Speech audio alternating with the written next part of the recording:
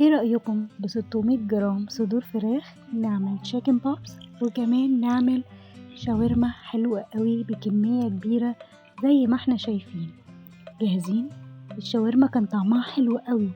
سندوتش الشاورما دلوقتي بقى بمبلغ وقدره. طب ما احنا نعملها في البيت وبطريقة سهلة وحلوة جدا. وكمان التشيكن بوبس كل الولاد بيحبوه، ياكلوه بالكاتشب ياكلوه بالصوص. يعني بنجيبه بمبالغ كبيرة من برا. كم قطعة؟ لا احنا هنعمل النهاردة بربع كيلو بس، كمية كبيرة من التشيكن بوبس. يلا نشوف المقادير ونشوف هنعمل ايه. اول حاجة هنعملها التشيكن بوبس، معانا ربع كيلو صدور فراخ.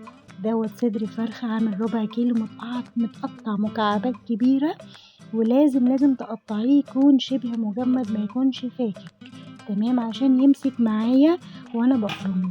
لو فاكك هينزل ميته كلها في الفرم ومش هتعرفي تشكليه، فلازم يتضرب وهو شبه مجمد. دوت اللي هو المفروض الكورن فليكس الشعبي او البقسماط الخشن الكريسبي، بيتباع عند العطارين. ومعايا ملح ومعايا فلفل ومعايا توابل فراخ ومعايا معلقتين نشا وبضايه. تمام، كل ده هيتضرب مع بعضه، ما عدا طبعا البقسماط ده هيبقى للوش الخارجي او الكفر الخارجي بس، هنتبل بيه او هنكور بيه الكفتة بتاعتنا او التشيكن بوبس بتاعنا. اوكي، اهم حاجة النشا لازم يكون نوع كويس عشان ما يفرولش. يعني في نشا بيتباع في المحلات ما بيكونش كويس او بيكون كارف حاجة، فاحنا نجيب النشا المعلب اضمن. هنا انا فرمتها، بصوا ما شاء الله شكلها عامل ازاي، ماسكة نفسها، مش محتاجة حتى ان انا احطها في التلاجة تمسك شوية، هي ماسكة نفسها. بس احنا برضو لازم نمشي على الخطوة بحذافيرها، لازم نحطها في التلاجة ساعة قبل التشكيل علشان نضمن ان المكونات بتاعتها كلها اتجانست مع بعض وان هي مش هتفك مني وانا بشكلها.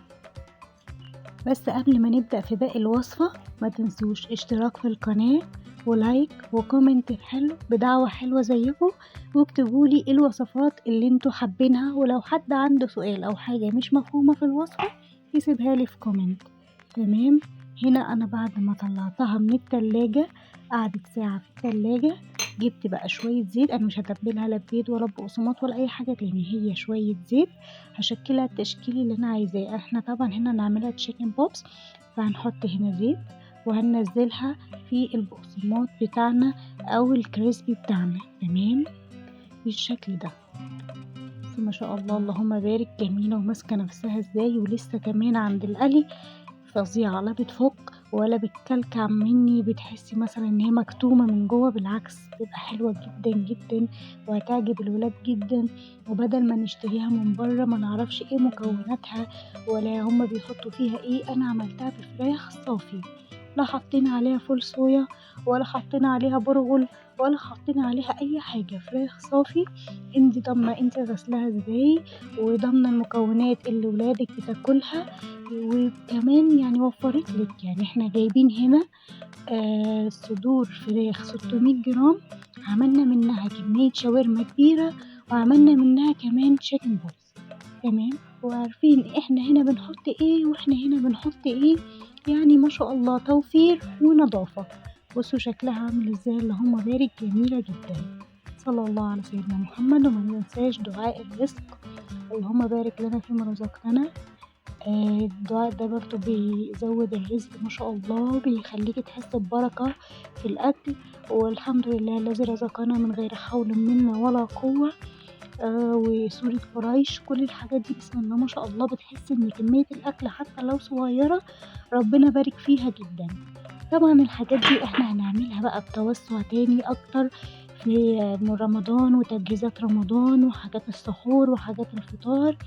فتابعوني على قناتي عشان هننزل بقى وصفات تنفع للسحور ووصفات تنفع للفطار، وما بين السحور والفطار سناكس كده. بصوا ما شاء الله عملت كمية قد ايه. يعني الطبق ده لو احنا اشتريناه من بره هنشتريه بكام؟ بمبلغ كبير مش مبلغ صغير، وكمان ممكن ما يبقاش مضمون، انا مش عارفة محتواه ايه ومش عارفة هم حاطين ايه. لكن هنا انا ضامنة انا عامله ايه؟ بصوا بسم الله ما شاء الله، لا حول ولا قوه الا بالله. هنا بقى هندخلها الفريزر ساعه كمان، معلش ممكن تكون خطواتها كتير بس لازم نمشي على الخطوات بالظبط عشان تديني النتيجه اللي انا عايزاها. هدخلها ساعه في الفريزر قبل القلي علشان تمسك نفسها والنشا اللي جواها يمسك فيها ويمسك في الفراخ، فما تفكش مني وانا بقليها، وفي نفس الوقت تكون هشه وتكون جميله. ممكن تستوي في الفرن على فكرة عادي برضو. نديها بخة زيت للناس اللي ما بتحبش الحاجة المقلية ونحطها في الفرن تاخد لون، برضو بتبقى حلوة قوي وبنفس الجودة كأنها هتتقلي بالظبط. بس انا عن نفسي بفضلها مقلية، وطبعا الولاد بيحبوها مقلية. هنا انا قفلتها وهدخلها الفريزر ساعة. نبدأ بقى في الشاورما بتاعتنا. ده بقيت 600 جرام شاورما، برضو هقطعه يكون مجمد او شبه مجمد علشان برضو اخد التقطيعة اللي انا عايزاها. بصوا تبقى ايه، عاملة زي الشيبس كده، بص رقيقة كده عشان تحس ان هي متقطعة من على سيخ الشاورما، نفس التقطيعة بتاعت الشاورما اللي هي الرفيعة دي. اصلا لو قطعتها جوليان مش هتحس انها ايه زي الشاورما، لكن انا هنا ايه اقطعها كده زي شرايح الشيبس رقيقة قوي علشان كأني اشتريت شاورما جاهزة من بره، او كأني عاملاها في السيخ او القمع بتاع الشاورما. بسم الله ما شاء الله، لا حول ولا قوة الا بالله. طبعا الفراخ دي مغسولة كويس قوي، منقوعة في عجينة البرتقال اللي الفيديو بتاعها هينزل قريب قوي وهتعجبكم قوي. بصوا ما شاء الله، يعني دي هترمي معايا كمية حلوة جدا من الشاورما. ممكن بقى انت تزودي، حابة تزودي طماطم، حابة تزودي فلفل حار، كل الحاجات دي بتفرق برضو في طعم الشاورما. بس انا عن نفسي يعني انا بحب الفلفل الالوان والبصل، بس لما بكتر الخضار فيها بحس ان هي لا بقت ابعد عن الشاورما شويه. انا كنت عايزه انزل لكم التوميه معاها، بس قلت انزل التوميه في فيديو خاص بالصوصات، يعني عشان يبقى فيه اكتر من صوص ممكن نعمله مع بعض. تمام، بسم الله ما شاء الله، لا حول ولا قوه الا بالله. بصوا نفس السمك كده، نفس السمك ما شاء الله، جميلة جدا. قولولي بتعملوا الشاورما في البيت ولا بتفضلوا ان انتوا تشتروها من برا؟ انا عن نفسي بصراحة مش هكدب عليكم كنت بحب اشتريها من برا جدا، بس بصراحة بعد ما الاسعار بقت زيادة عن اللزوم، فاحنا يعني الساندوتش اللي هنشتريه من برا او ساندوتشين هنعمل بيه وليمة هنا في البيت. وممكن كمان العيش السوري نشتريه جاهز ونعملها في سندوتشات عيش سوري. ممكن نعمل جنبها مكرونة، رز بسمتي. كل الحاجات دي وجبات سريعة اللي هي ممكن نحضرها كده في أول الشهر ونحطها في الفريزر تبقى سريعة على طول. يعني وجبة شاورما زي دي تبلي وحطيها في طبق فويل في الفريزر، طلعيها تستخدميها على طول، وخصوصا للستات اللي بتشتغل. التشيكن بوبس برضو نفس الكلام، هنعمل برضو ستريبس. ودي التتبيلة بتاعت الشاورما ومكونات الشاورما. معايا فلفل الوان، بصل متقطع رفيع كأن زي كده بصل التقلية بتاع الكشري ما نقطعهاش تخين. وده عندي هنا بهارات شاورما وملح وفلفل بس. وادي الشاورما بتاعتي، مش هكتر الحاجة، ما بتزيد عن حدها ما بتدينيش الطعم الحلو. تمام، فالمكونات كل ما كانت بسيطة كل ما كانت أفضل وكل ما كانت هتديكي طعم أحلى. أنا شاورما الفراخ ما بحبش أتبلها بالزبادي، هي كده كده بتبقى جوسي والفراخ ما بتستحملش، غير اللحمة لازم تتبل بزبادي علشان تدي معاكي طراوة وما تشدش منك. زي ما قلنا اللحوم لازم تنزل على طاسة سخنة. هنا انا بسخن الصينية بتاعتي قوي، بسيح الزبدة بتاعتي لازم تنزل على حاجة سخنة، احنا كنا متفقين على كده. اي حاجة فيها لحوم ما ينفعش ابدا ان انا انزلها على حاجة باردة، هتكش مني على طول وهتنزل ميتها ومش هتبقى حلوة خالص. فاحنا متفقين ان لازم تكون سخنة. معلش انا ممكن بكون اعيد وازيد في الكلام علشان الناس اللي لسه مبتدئين، لسه بيتعلموا الطبخ، بيتعلموا ألف بالمطبخ، مش كل العرايس بتعرف تعمل أكل، فأنا بعيد وأزيد في المعلومة عشان أثبتها وعشان تبقي أستاذة في مطبخك. بسم الله ما شاء الله، أنا خلاص بدأت تسخن. هنزل الفراخ. أول حاجة لازم الفراخ تنزل تاخد صدمة، تاخد تحميرة، تشويحة اللي هي بنقول مثلا عليها صدمة الطاسة، أو تاخد وش. تمام، بلغة الشيفات البتاع تاخد وش أو اللحمة تاخد وش، علشان تديني التحميرة بتاعة الشاورما اللي أنا بجيبها جاهزة كأنها نازلة مشوية دلوقتي من على السيخ. تمام، لازم إن أنا أديها الصدمة دي. اللهم صل على سيدنا محمد وعلى آله وصحبه وسلم. أنا لو نزلت بقى الخضار مع اللحمة مع الفراخ وقعدت أقلب فيهم هيستووا وكل حاجة، بس مش هتحسي إن هي زي بتاعت بره، هتحسي إن هي فراخ معمولة بالتوابل والبصل وخلاص، مش هتحسي بأي فرق. لكن لما تديها التشويحة الصح وتعمليها بالطريقة الصح هتطلع كأنك جايباها من بره، مش هتحسي بأي فرق. والولاد عندنا بيتلككوا، لا دي بتاعت بره أحسن، لا دي مش زيها، لا احنا هنعمل لكم أحسن من بتاعت بره وبنفس طعم بتاعت بره. بصوا الفراخ بدأ لونها يغير على طول، هسيبها بقى لغاية لما توصل لدرجة اللون اللي أنا عايزاه. تمام، عملنا اشتراك في القناة ولا لسه؟ فين اللايك؟ فين الكومنت؟ يلا دعموني كده وشجعوني عشان ننزل وصفات حلوة وسهلة زيكم، وصفات تعجبكم ان شاء الله. ويلا ادوني افكار كده، قولولي مثلا يا سمر احنا ما بنعرفش نعمل كذا، او يا ريت تعملي لنا طريقة كذا، واي حاجة انتوا نفسكم فيها اكتبوها لي في التعليقات وانا هعملها ان شاء الله، بحيث ان كلنا نبقى شيفات في بيوتنا. بصوا بدأت تبقى عاملة ازاي، ما شاء الله لونها كله بدأ يغير. ولازم ان انا افضل كده اقلبها عشان ما تمسكش في بعض، لازم تبقى كده ايه اللي هي مفلفلة، كل واحدة بوحدتها كده. تمام، ان شاء الله لا قوة الا بالله. بدأ اهي تنزل ميتها وبدأ تشكشك معايا. بصوا السمنة عاملة ازاي، ما شاء الله جميلة. مش هنزل عليها اي حاجة دلوقتي غير لما تاخد اللون. بدأت اهي تاخد التشويحة اللي انا عايزاها او الوش اللي انا عايزاه. ما شاء الله دي التحميرة او الوش اللي انا عايزاه. ما شاء الله لا قوة الا بالله. بسم الله الرحمن الرحيم، لا حول ولا قوة الا بالله العلي العظيم. اللهم بارك لنا فيما رزقتنا. معلش انا عندي برد شوية بس.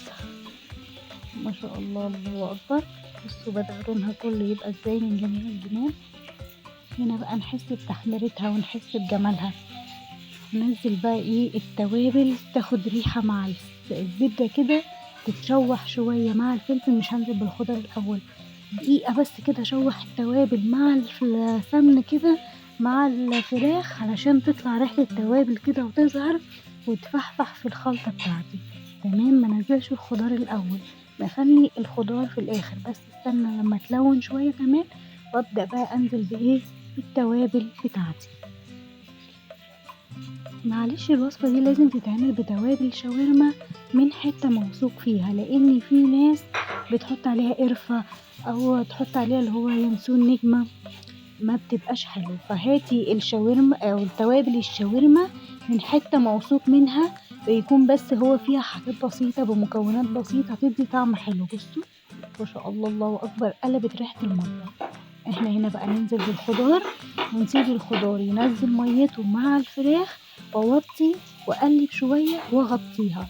مية بقى الخضار تنزل مع الفراخ، ده يشرب من طعم ده وده يشرب من طعم ده، يبقى طعمها كله كأنها مشوية وجميلة جدا. ما شاء الله اللهم بارك. ويدي طراوة للفراخ وفي نفس الوقت الخضار ياخد طعم الفراخ.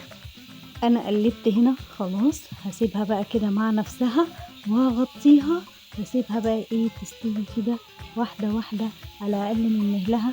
بس اقلبها عشان اضمن ان كل الفراخ بتاعتي اتغلفت بالتوابل وان الخضار كله اتغلف بالتوابل والدنيا تمام. خلاص هبدأ بقى ان انا ايه اغطي عليها واسيبها خالص يلا بقى نشوف التشيكن بوبس بتاعتي بعد ما طلعت من الفريزر بقى شكلها عامل ازاي.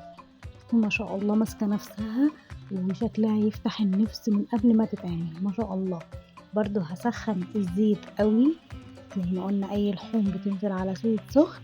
اول حاجة هحط كده واحدة كيك واحدة تشيكن بوبس.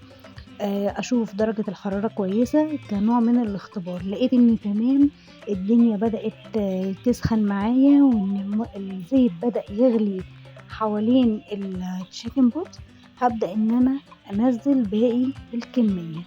تمام. بسم الله الرحمن الرحيم، لا حول ولا قوة الا بالله. انا نزلت اهو اختبار. هشوف بدأت بقى احس ان الزيت بدأ يغلي حواليها. هنزل الباقي عشان ما يفكش مني. تمام. لا حول ولا قوة الا بالله العلي العظيم. انتوا بتفضلوا شاورما اللحمة اكتر ولا شاورما الفراخ؟ انا عن نفسي بحب اللحمة بس ولادي بيحبوا الفراخ. فانا ان شاء الله هعمل لكم شاورما الفراخ اللحمة.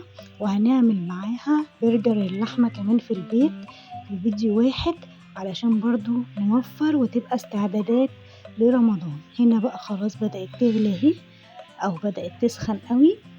هنزل بقى الكمية واحدة واحدة كده يستووا مقلبهاش غير لما تاخد وش من الناحية التانية. تمام. صلى الله عليه وسلم، صلى الله على محمد. بسم الله الرحمن الرحيم. وطول ما احنا واقفين قدام النار يا جماعة ندعي ربنا ان هو يكفينا شر النار دنيا واخرة وشر عذاب النار. لان النار ربنا قال اتقوها ولو بشق تمرة. فالواحد يعني هو دلوقتي احنا قادرين ان احنا نبعد نفسنا عنها. فندعي ربنا بقى طول ما احنا واقفين ان هو يبعدنا عنها في الاخرة ان شاء الله. بصوا ما شاء الله لا فكت ولا اي حاجة ثابتة في مكانها. بسم الله ما شاء الله حلوة جدا. اهم حاجة نمشي على الخطوات ترتاح بعد ما تتعمل بعد ما تتفرم وترتاح بعد ما تتكور ساعة في الفريزر عشان تديكي النتيجة المضمونة. بصوا شكلها عامل ازاي. بسم الله ما شاء الله تحفة زي الجاهزة بالظبط واحلى وانضف كمان. مش هتبطلوا تعملوها لانها سهلة جدا وبسيطة ومش مكلفة خالص. نقلب فيها بقى وهبدأ ان انا اقلي باقي الكمية. وانا مش هطول عليكم في الفيديو علشان ما تزهقوش مني. دي بقى الشاورما بعد ما خلاص استوت. بصوا ما شاء الله شكلها عامل ازاي. شكلها يفتح النفس ما شاء الله. بصوا اللهم بارك. خلاص هنا بدأ بقى المية بتاعت الخضار كلها تتشرب. هطفي عليها النار واسيبها تهدى وهبدأ اقدمها. اللهم صل على النبي حبات المطر. اللهم اني استودعك حياتي ومماتي. اللهم صل علينا خير بعد حبات المطر. اللهم صل علينا الرزق بعد حبات المطر. اللهم اني استودعك حياتي ومماتي.